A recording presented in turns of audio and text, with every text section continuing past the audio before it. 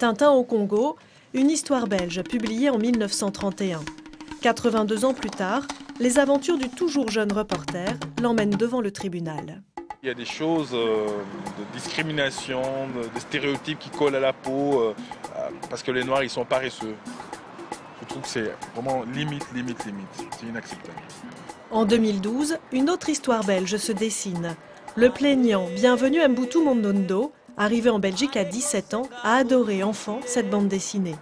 Aujourd'hui, il porte un tout autre regard sur les bulles d'Hergé. J'ai grandi dans Tintin au Congo. Donc Tintin au Congo, pour moi, c'est quelque chose d'extraordinaire quand j'étais jeune. Mais aujourd'hui, savoir que Tintin au Congo, que j'ai adoré pendant toute ma jeunesse, c'était plutôt une insulte, ça me révolte.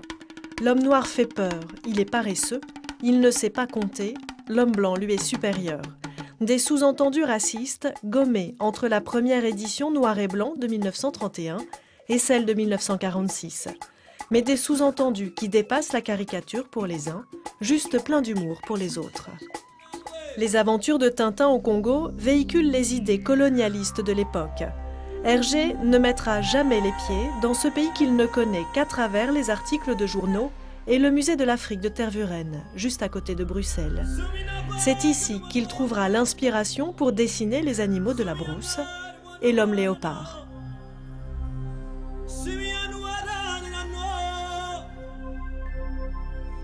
En Angleterre, l'éditeur publie un avertissement au début de la BD, vendu uniquement dans les rayons pour adultes.